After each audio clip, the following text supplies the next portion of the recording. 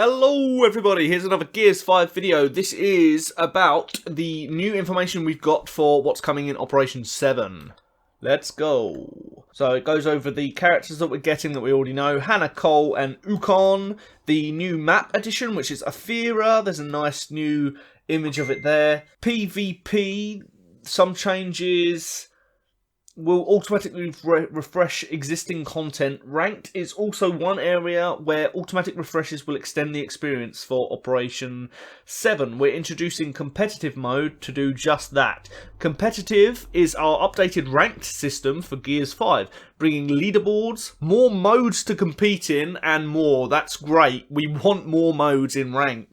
Gears points have now been removed, and we use a total point system for each playlist. The higher your total points, the better you have been performing. Well, duh. Reaching certain milestones in the leaderboards also grants special rewards, so check the section below for information on that. So that's the picture that they've given. They'll be adding leaderboards across each mode, and at the start of Operation 7, they will be adding the following modes to the playlist.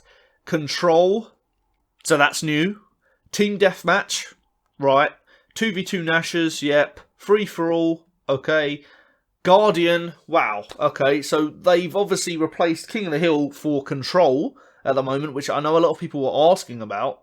Don't know how controversial that move is.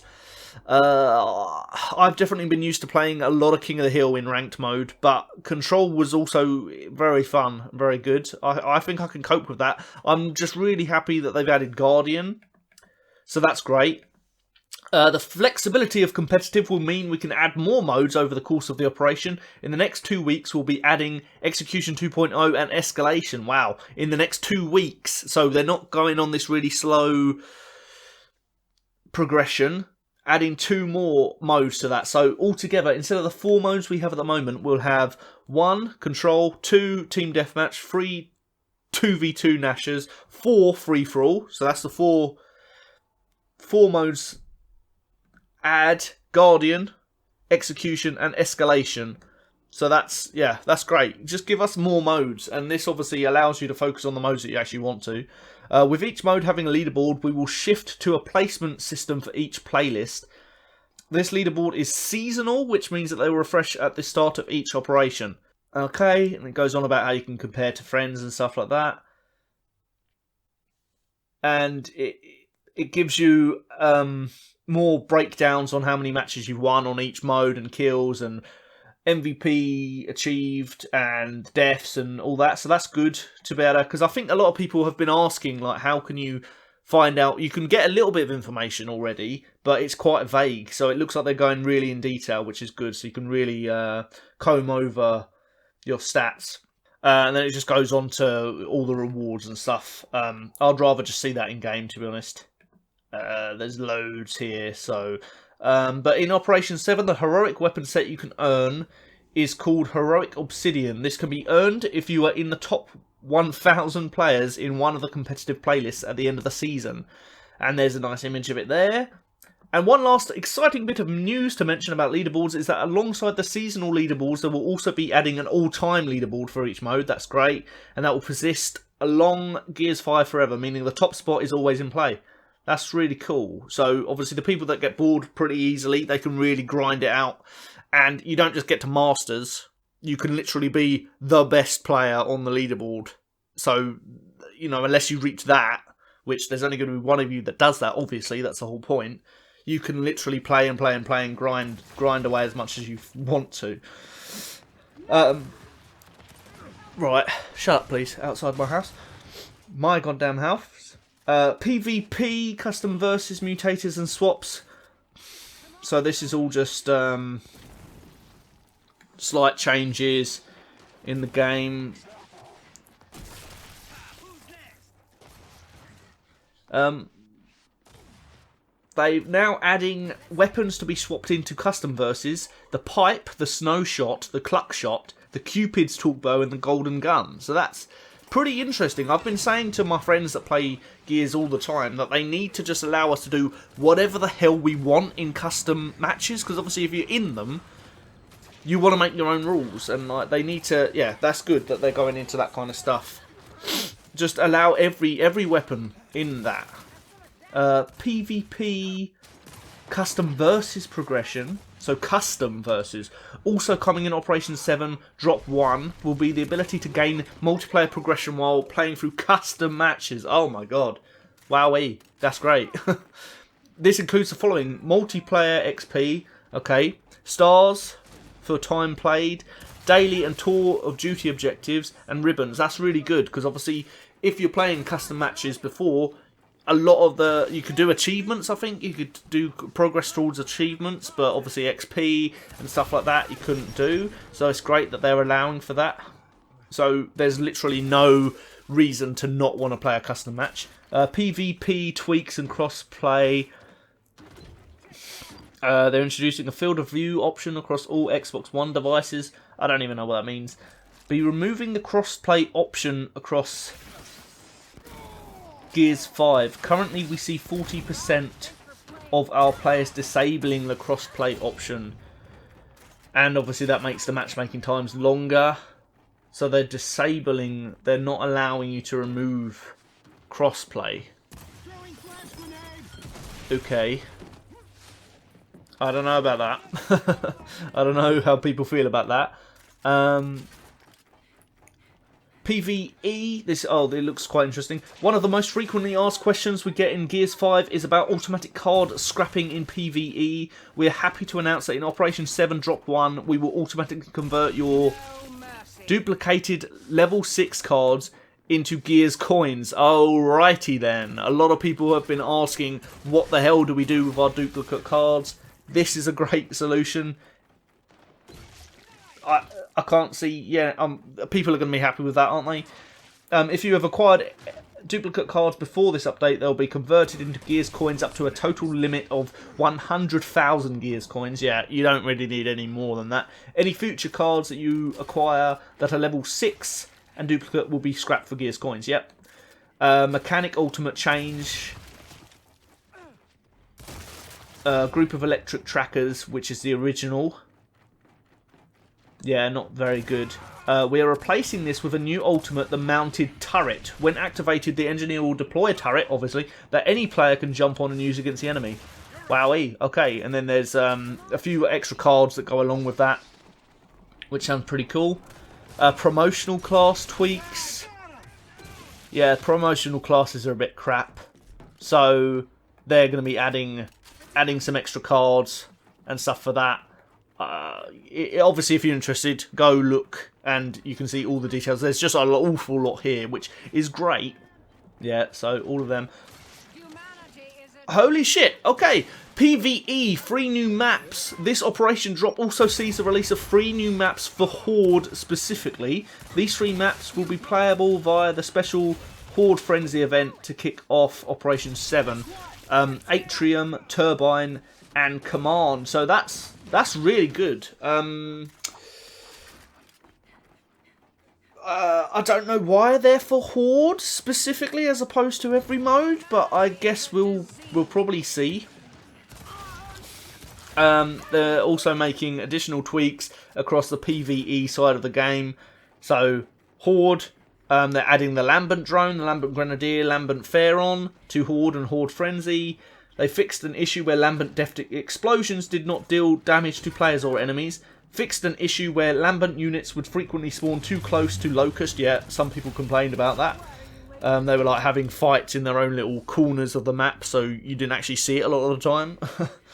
They'll just be quietly battling it out in the background.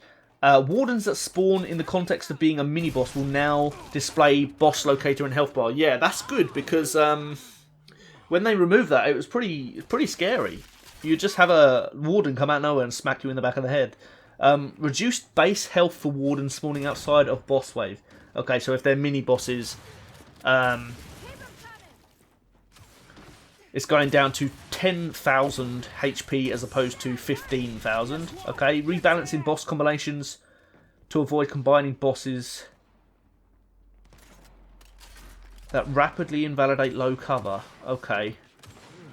Right, so So there's not going to be too many combinations of the Kestrel, Sentinel, Swarmak, Flock, Wakatu.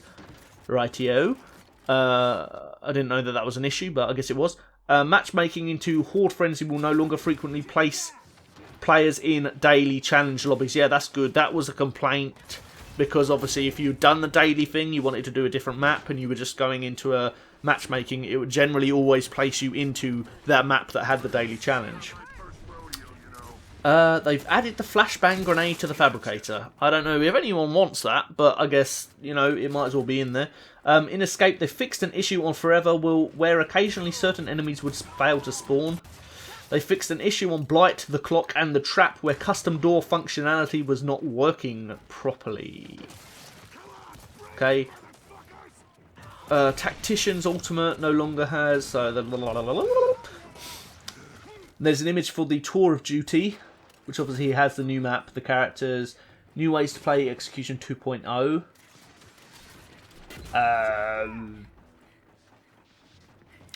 Right, don't know about that. Just says that there's competitive, PvE, and obviously coming soon, 2 new characters in Drop 2.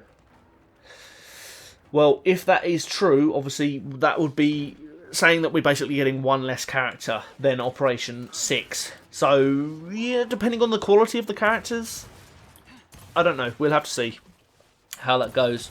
Daily arcade challenges have been removed because obviously arcade isn't working at the moment. The challenge for assists in single versus match has been removed. Okay. I'm